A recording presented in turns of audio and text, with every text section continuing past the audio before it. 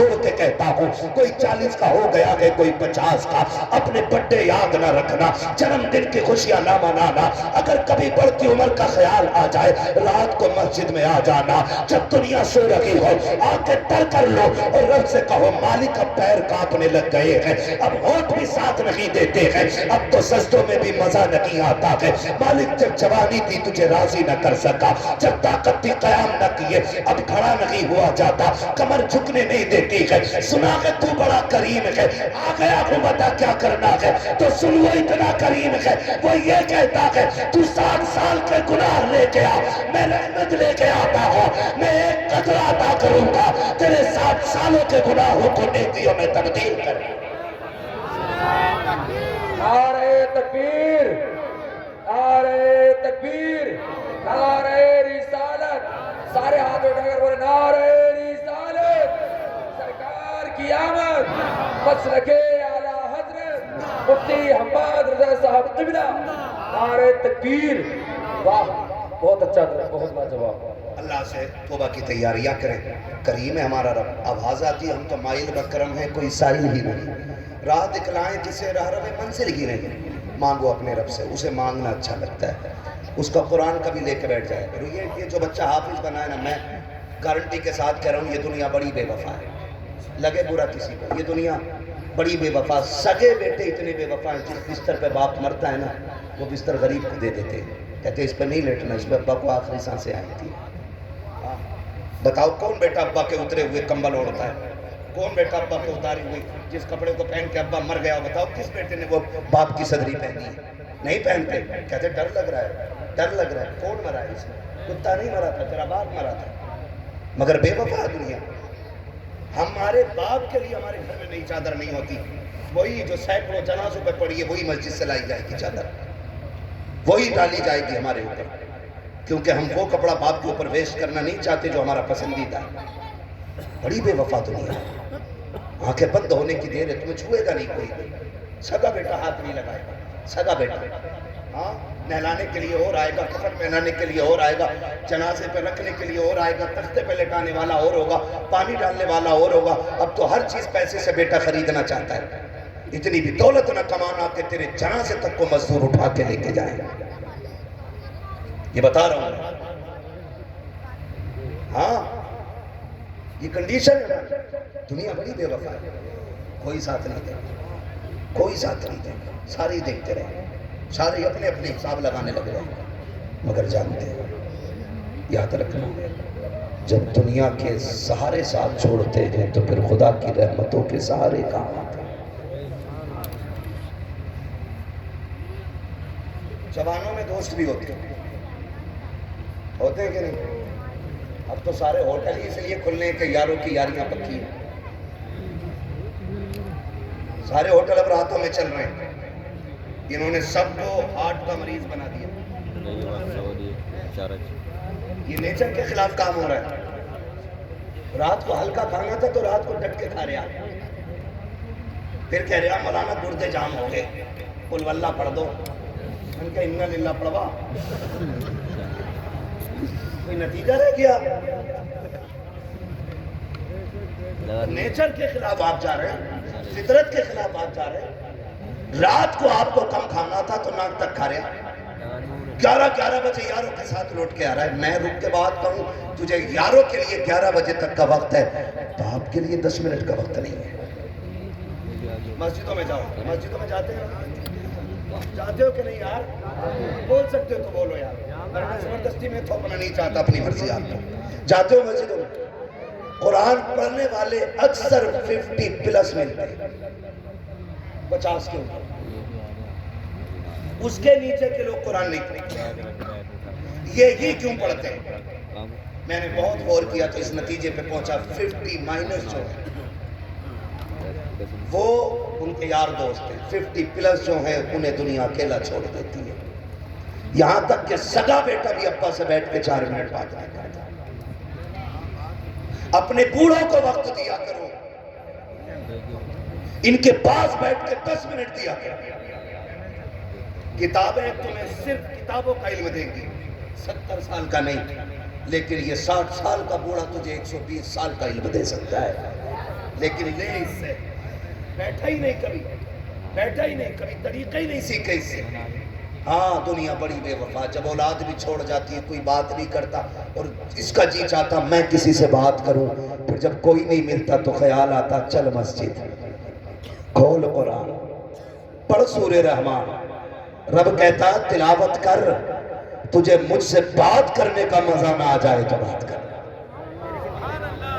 جب دنیا ساتھ چھوڑ دیتی ہے تب قرآن سینے سے لگاتا ہے، جب تم سے کوئی دو بات نہیں کرتا تب خدا کی رحمتیں بات کرتی ہے، جب تمہیں کوئی منہ نہیں لگاتا تب وہ مسجدوں میں بیٹھاتا ہے۔ اس سے پہلے کہ دنیا ساتھ چھوڑ دے قرآن سیکھ لو، اس سے پہلے کہ کوئی بات نہ کرے قرآن سیکھ لو، اس سے پہلے کہ بیٹے منہ موڑ لے قرآن سیکھ لو، اس سے پہلے کہ اپنے بات کرنے بند کر دے قرآن سیکھ لو، اس سے پہلے کہ دنیا اکیلا کر دے قرآن سیکھ لو۔ اگر کل قرآن بھی نہ ہوا انہوں نے بھی چھوڑ دیا تو بے بسوں کی موت مرو گے، قرآن سیکھ لو، دنیا چھوڑ بھی دے قرآن لے کے بیٹھ جانا، پڑھتے پڑھتا مر گیا تو امام بھی کہے گا فخر ہے اس کے جنازے میں جا رہے ہیں، پیر بھی کہے گا ناز ہے اس کا جنازہ ہے، کیوں کہ دنیا گانے گا کے جاتی ہے، یہ قرآن پڑھتے پڑھتے دنیا سے چلا گیا۔ بابا نعرہ تکبیر،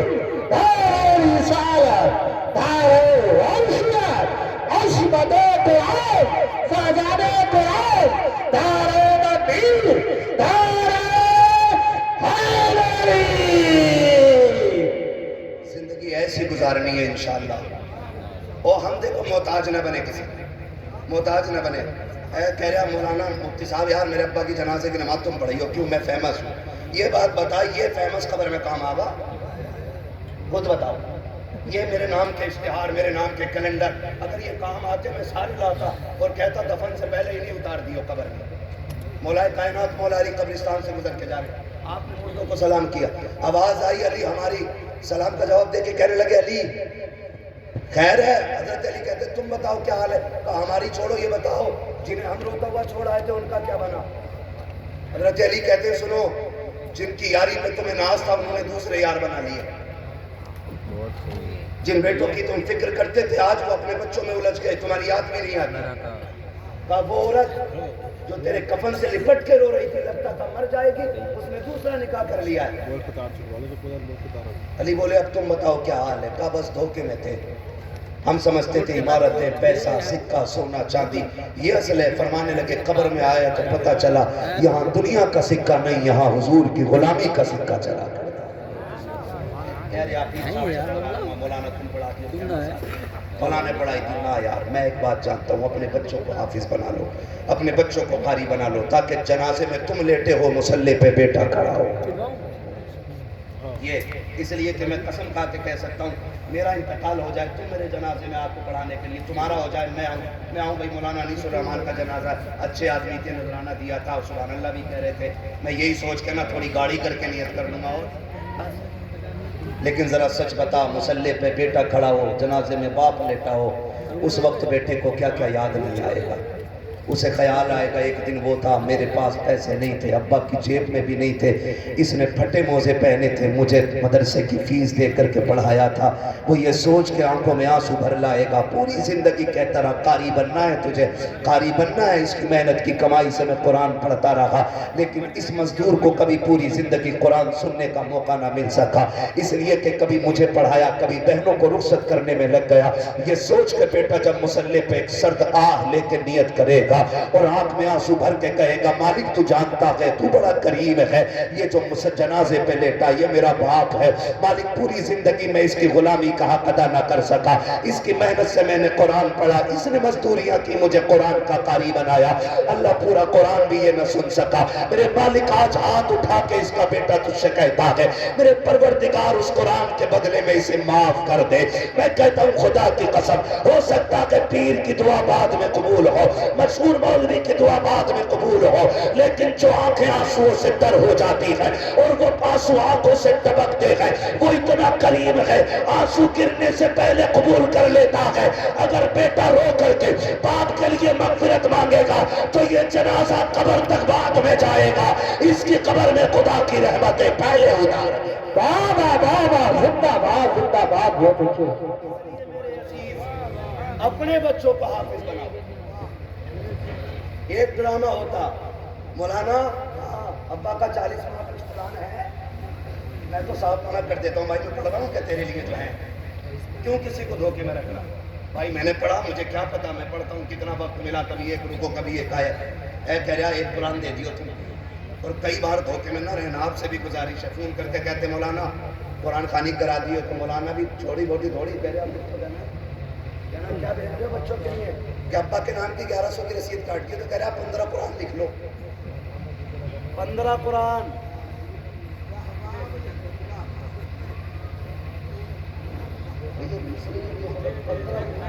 چپکا دیے ویسے دھوکہ دے دیا۔ کبھی کبھی لسٹ ہاتھ میں آتی ہے کہ 156 قرآن ہے، ادھر پڑھوائے، ایک مولانا نے 17 دیے تھے، ایک نے 22 دیے تھے، میں نے کہا یہ تو کچھ ایک آیت بھی پڑھی گئی ہے کہ نہیں؟ بھروسہ نہیں۔ سن بھائی، اپنے بچے کو قرآن پڑھا اور اس سے کہے بیٹے میں نے تجھے پیٹ کے لیے نہیں، میں نے قبر کے لیے قرآن پڑھایا،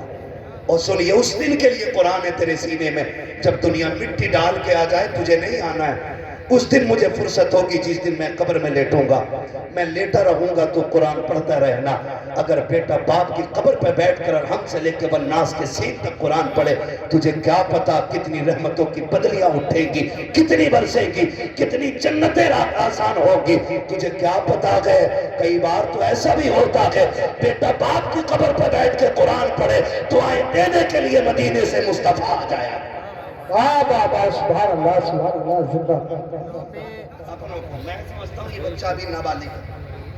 یہ بچہ بھی نابالغ ہے، میں سچی بتاؤں ہمارا رب بڑا قریب ہے، یہی سمجھ لو خالی ہمارا رب کتنا قریب ہے، اور اپنی بیوی کو اپنے بچوں کو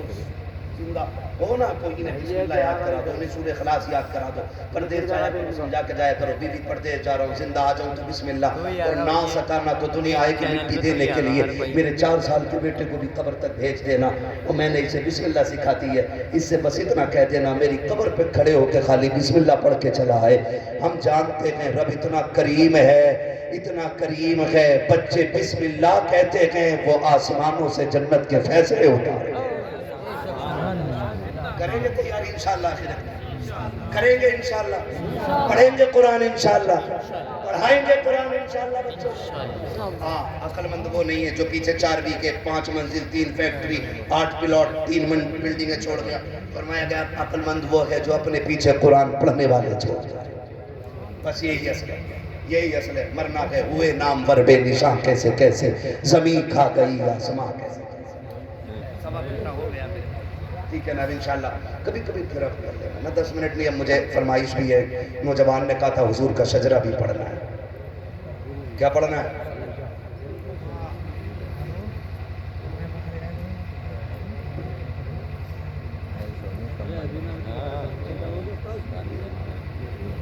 بس دیکھیے اب انشاءاللہ لوگوں کا دل متوجہ ہوگا۔ میں نے دیکھو جو باتیں کہی ہیں نا، خدا کرے کہ اب آپ کے دروازے پہ کسی عالم کو نہیں آنا چاہیے، آپ کو چل کے مدرسے کے دروازے پہ جانا ہے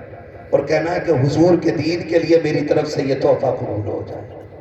کریں گے نا انشاءاللہ ایسے؟ میں اللہ نے چاہا 10 سال پھر آؤں گا،